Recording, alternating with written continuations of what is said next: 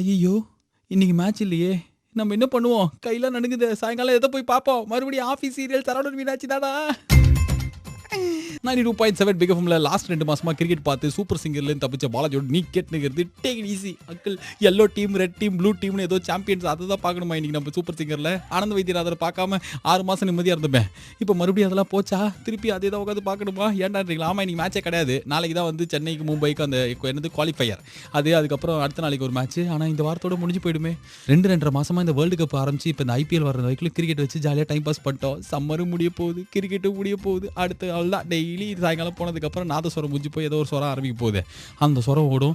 அப்படி இல்லைன்னா அதே கமக்கம் விப்ராட்டோ வரகடத்தில் வீடு. நம்மளை காப்பாற்ற யாருமே இல்லையா? இதே மாதிரி நம்மளை சுற்றி நடக்கிற, நம்மளை பாதிக்கிற, நிற்கிற பக்கற கிக்கிற குக்குறன்ற மாதிரி எல்லாம் எடுத்து தீச்சி போடாட்டு அடுத்து ஒரு 2 மணி நேரத்துக்கு இல்லை இன்னைக்கு 3 மணி நேரத்துக்கு சம்மந்தமே இல்லாமல் சம்மஜாலே நிறைய விஷயங்கள் பேச போகிறோம். அது மட்டும் இல்லாமல் மனசை தொட்ட உருட்டி போட்ட பெரட்டி போட்ட மெலடி பாடல்கள்லாம் உங்களுக்காக இருக்குது. ஃபார் ஆல் தட் மோர் இந்தியாவில் எங்கே இருந்தாலும் எவ்வளோ கோடி ரூபாய் செலவாடாலும் சமத்து போனா சுச்சு பிச்சிக்கி அப்படி நம்ம சம்மஜாலே கேட்குது. Take it easy with me Balaji.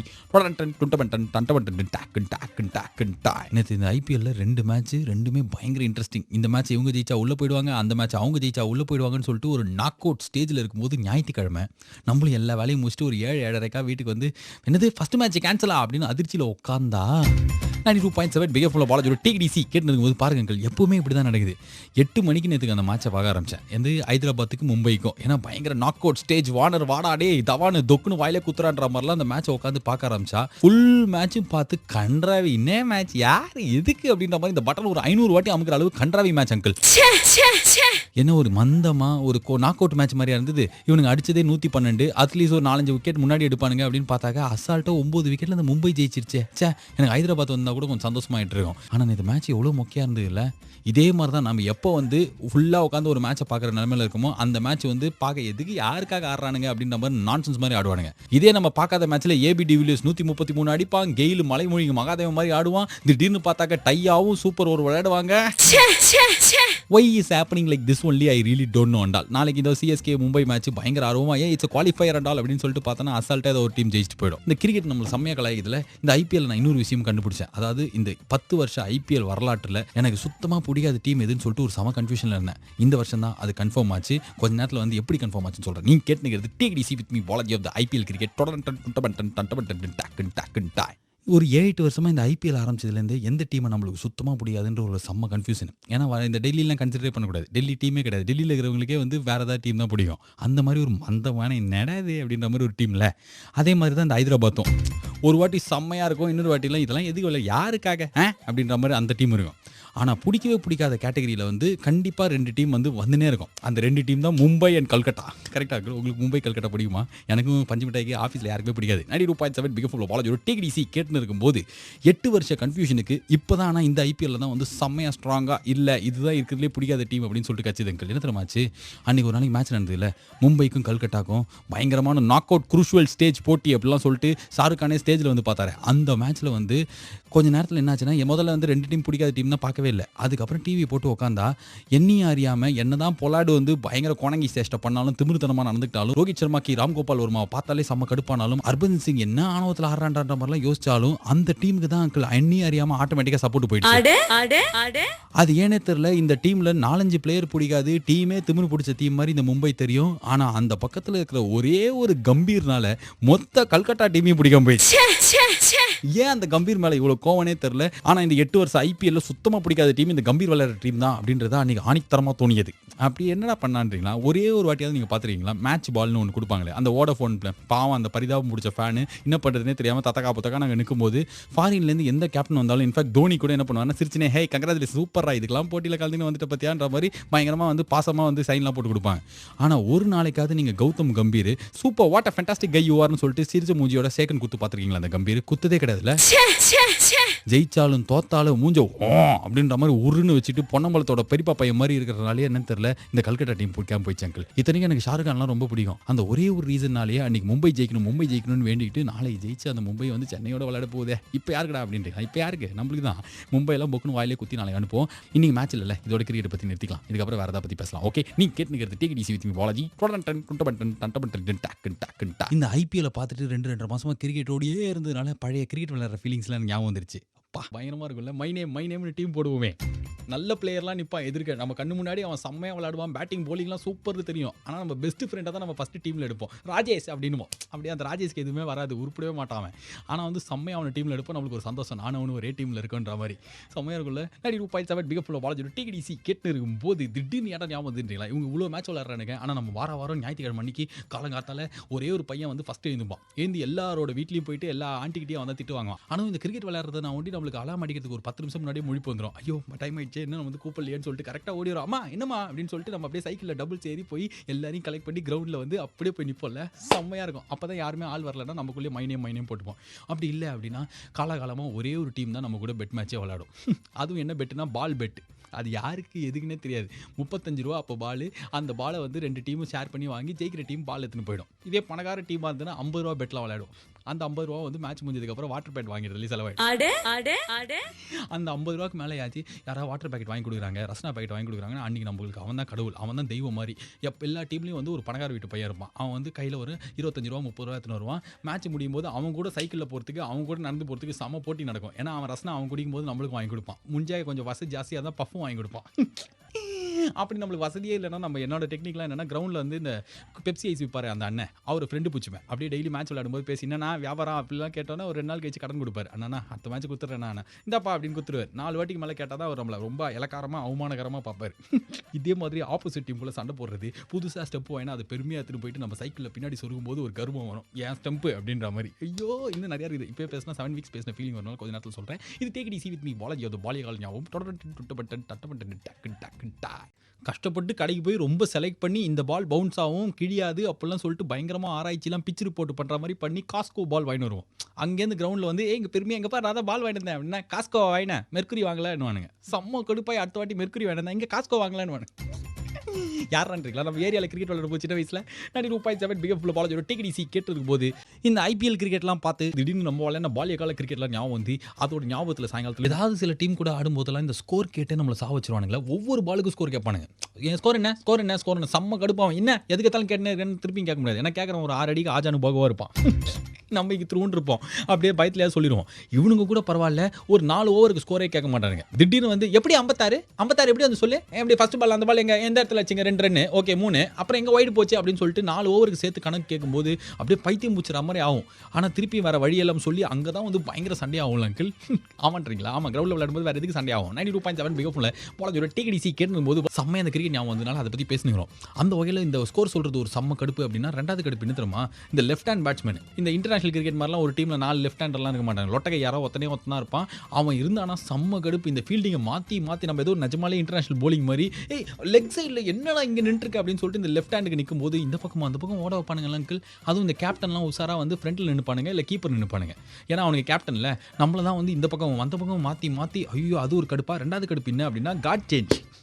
அதுவும் ஒரு போலர் இருப்பான் நம்ம டீமில். ஆரம்பத்திலேயே ஒரு 55 வைடு போடுவான். வைடு போட்டதுக்கப்புறம் ஏதோ கார்டுனால தான் தப்பு, ரைட் ஆம் ஓவர் த விக்கெட் போட்டேன், இப்போ அரௌண்ட் த விக்கெட் போடுறேன்னு சொல்லிட்டு அந்த அரௌண்டில் வந்து ஒரு 55 வைடு போடுவோம். யார் இவன், எதுக்காக இவ்வளோ கார்டு சேஞ்ச் பண்ணுறான் எதுவுமே தெரியும். நம்மளுக்குலாம் கார்டே தெரியாது. அதுவும் கார்டு சொல்லனா அம்பையர் வந்து நோ பால் கொடுப்பாரு. இதெல்லாம் நம்ம ஏரியா ரூல்ஸ் இல்லை. கீப்பர் சேஞ்ச் சொல்லணும், அம்பையர் சேஞ்ச் சொல்லணும். கீப்பர் சேஞ்ச் சொல்லனா நோ பால். லெக் அம்பையர்னு ஒருத்தர் இருப்பான். எங்கே இருப்பானே தெரியாது. ஏன்னா அவன் நிழலாக பார்த்து தான் உட்காருவான். கரெக்டாக அந்த பொசிஷன்லேயே உட்கார மாட்டான். அவனை வந்து நம்ம என்ன பண்ணுவோம்னா தேடி கண்டுபிடிச்சி தான் கீப்பர் சேஞ்ச் சொல்லணும். அப்படி இல்லைனா கபால் நோ பால். இது மட்டும் இல்லாமல் நம்ம டீம்லேருந்தே நம்மளை சில பேர் கடுப்பேற்றுவானுங்க. யார் அப்படின்னா வந்து ஊர்லேருந்து வந்த பசங்க. அதாவது நம்ம டீமில் ஏற்கனவே ஒரு 13-14 பேர் என்னைக்கோ ஒரு நாளைக்கு வந்தாலும் எல்லாரும் 14 பேர் ஒன்றா வந்துருவானுங்க. ஐயோ நம்ம இருப்போமா இருக்க மாட்டோமா, இந்த டீமில் நம்ம சேர்த்துப்பாங்களா, நம்மளுக்கு காஜு கிடைக்குமான்னு இவ்வளோ டென்ஷன் போகும்போது ஒரு பையன் வருவாங்க இருந்து, ஹே ஹாய்டா அப்படின்னா இது யாரா, நான் ராஜேஷ்டா, மை கசின் திருச்சியிலேருந்து வந்திருக்கான் அப்படின்னுவான். அப்போயே நம்மளுக்கு தெரிஞ்சிடும் இவன் ரெக்கமெண்டேஷனுக்கு தான் வந்திருக்கான். இந்த கசினை எப்படியாவது டீமில் சேர்க்கறதுக்கு அவன் எல்லா கேன்வாசிங்கும் பண்ணுவான். அந்த கேப்டனும் உசாராகி நல்லா விளையாடுவான்டா, திருச்சியில் பிளேயர் ஆண்டா, டிவிஷனுக்குலாம் ஆடி இருக்கான்டா எப்படிலாம் சொல்லிட்டானா நம்மளுக்கு அப்படியே ஐயோ ராஜேஷ் சனி நான் ஏன்டா வந்தன்ற மாதிரி செம்ம கடுப்பாகும். அந்த ராஜேஷை பயங்கரமாக திட்டினே இருப்போம். கடைசியில் மச்சான் நீ உட்காந்துக்கிறியாடா அப்படின்னும் போது இந்த பட்டன் ஒரு 55 வாட்டி அமுகணும். செம்மையாக இருக்கும்ல. நம்ம டீமில் இல்லைன்னா நம்மளுக்கு எப்படி இருக்கும். நம்மளை வாட்டர் பாக்கெட் வேறு வாங்கிட்டு வர சொல்லுவாங்க. டே மச்சி டே வாங்கிட்டு வாடா, சும்மா தானே இருக்கேன்றாங்க. அந்த சும்மா இருக்கேன்ற வார்த்தை நம்மளை அப்படியே ஈகோவை ஹர்ட் பண்ணி அடுத்த 2 வாரத்துக்கு ஞாயிற்றுக்கிழமை கிரவுண்டு பக்கமே போக மாட்டேன். வீட்டில் வீட்டில் உட்காந்து என்ன சேர்த்துக்கல போகன்றேன். ஆனால் கண்டுக்கவே மாட்டானுங்க. எப்படி திரும்பி நான் வந்துடுவேன்னு தெரியும். நீங்கள் கேட்டுக்கிறது கிரிக்கெட் ஞாபகத்தில் முடியும் பாலாஜியோட டேக் இட் ஈஸி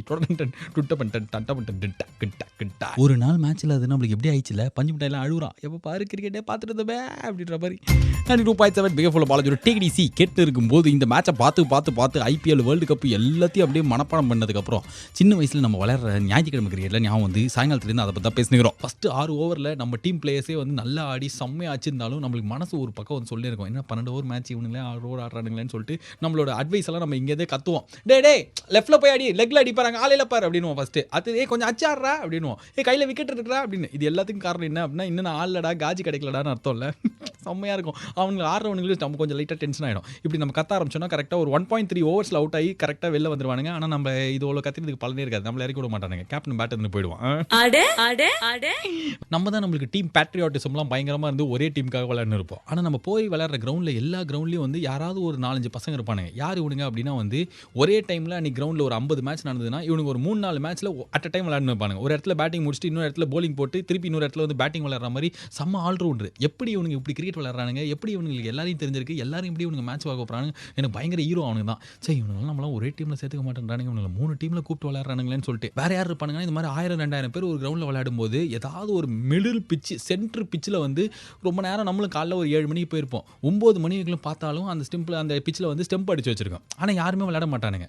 யாருமே அது ரொம்ப நேரமாக அப்படி தான் இருக்குது, வாடா அங்கே போய் எடுத்துக்கலாம் அப்படின்னு சொல்லிட்டு கரெக்டாக நம்ம போகும்போது கரெக்டாக அந்த எங்கேருந்தோ 2 பேர் ஹலோ எங்கள் டீம் வருது, நாங்கள் தான் பிடிச்சி வச்சிருக்கோம்னு 7 மணிலேருந்து 9:30 மணிக்குள்ள அந்த டீம் வரவே வராது.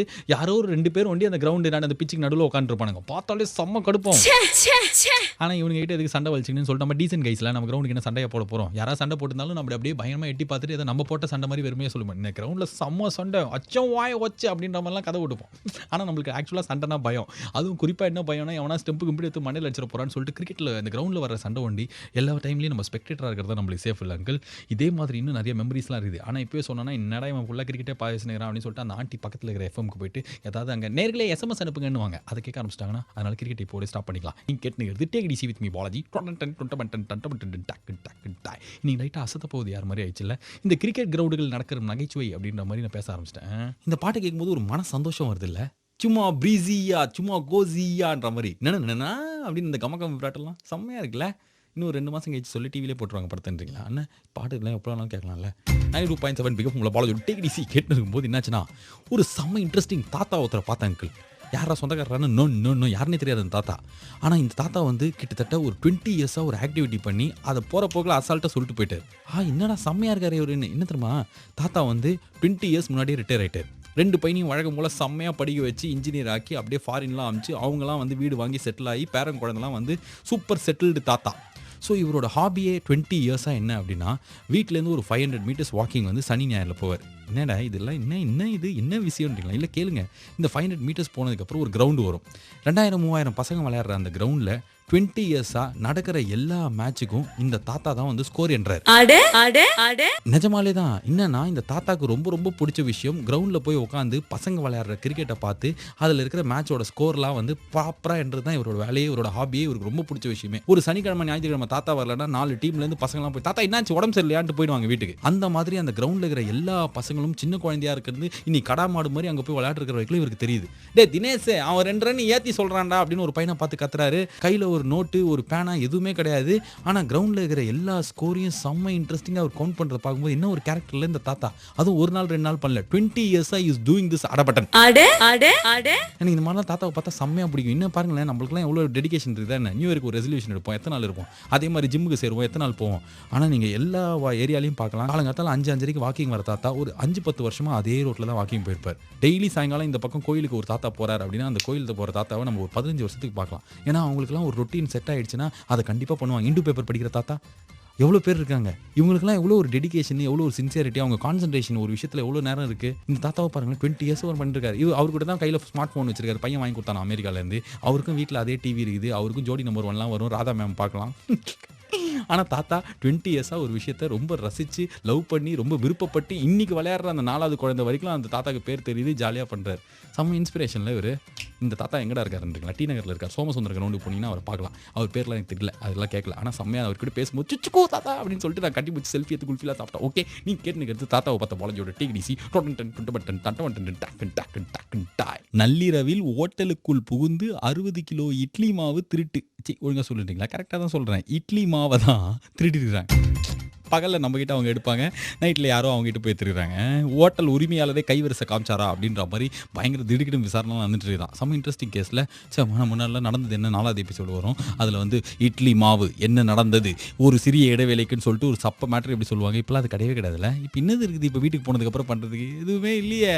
அதான் இன்னைக்கு கொஞ்சம் லேட்டா போலான்னு பார்க்குறேன். பீக்கு அப்படின்ற ஒரு ஹிந்தி படம் செம்மையா இருக்குதாம். அப்புறம் இங்கிலீஷ்ல மேட் மேக்ஸ் என்னதுடா இது அப்படின்றீங்களா? 30 வருஷத்துக்கு முன்னாடி ஏதோ ஒரு படம் வந்திருக்குது அங்கிள். பயங்கரமான ஆக்ஷன் காட்சிகளாம். ஜாக்கி சான், அர்னால்டு படம்லாம் அந்த காலத்துல அலங்கார் தியேட்டர், சஃபேர் தியேட்டர்ல பார்க்குற ஒரு பயங்கர அங்கிளா இருந்தீங்கன்னா இந்த படம் நம்மளுக்கு பிடிக்குமா அங்கிள்? நீ என்ன சேர்ந்துக்கிறேன்றீங்களா? நானும் எங்க மாமாவும் போவேன். எனக்கு எல்லாத்தையும் உப்பு மூட்டை தூக்கி நாங்கள் கூட்டு போவார். ஜாக்கி சான் செத்துருவானா அப்படின்னுவேன். கடைசி வரைக்கும் அவன் சாவே மாட்டான்ல. ஆனால் அதே மாதிரி இந்த மேட் மேக்ஸும் செம்மையா இருக்குதான். ஊரில் எந்த படத்துக்கும் ஆனால் டிக்கெட்டே கிடைக்க மாட்டேங்குதுல்ல.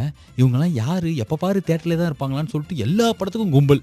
நல்லா இருக்குதோ நல்லா இல்லையோ எல்லா படமும் ஹவுஸ்ஃபுல்லு. எங்கடா போய் பார்ப்பேன்றீங்களா? இந்த 4 தியேட்டர் ஊருக்குள்ளே இருக்காதான். முன்னாலாம் திருவான்மியூர் தியாகராஜா ஜெயந்திலாம் எவ்வளோ பெரிய படமாக இருந்தாலும் ஃபர்ஸ்ட் டே எந்த ஷோவாக இருந்தாலும் அப்படியே அந்த கூட்டத்தில் லைட்டாக நின்ட்டா போதும். போலீஸ் கிட்ட இருந்து 2 அடி டிங் டாக் டுக் டாக்னு வாங்கினா எப்படியா டிக்கெட் வாங்கி வேர்த்து விறுவிறுக்க சட்டையெல்லாம் கழட்டி புழிஞ்சு அந்த மன்னன் படத்தில் பார்க்க போகிற ரஜினி மாதிரி நம்ம போயிடலாம் உள்ள. ஆனால் இப்போலாம் எல்லாத்துலேயும் ஆன்லைன் புக்கிங்கு உக்காந்ததுலேருந்து எல்லாம் பிளாக் பண்ணி வச்சிடுறாங்க. ஓடாத மொக்க படம் கூட ஃபுல்லாக ஓடுனுது அங்கிள். இந்த மேட் மேக்ஸ் எப்படியே டிக்கெட் கிடச்சா வீட்டுக்கு லேட்டாக போவேன். அப்புறம் நான் அனந்த் வைத்தியநாதன் இன்னைக்கு பார்க்க தேவையில்லையே, நாளைக்கு மேட்ச் வந்துருவேன். ஸோ நான் இப்போ வந்து போயிட்டு படம் பார்த்தேன்னா நாளைக்கு வந்து உங்ககிட்ட சொல்கிறேன். அப்படி இல்லைனா வந்து மேட்சை பற்றி ஜாலியாக சந்தோஷமாக நாளைக்கு பேசலாம். Okay, until I see you next time. This is Bala saying tada, bye bye, good night and have a great night.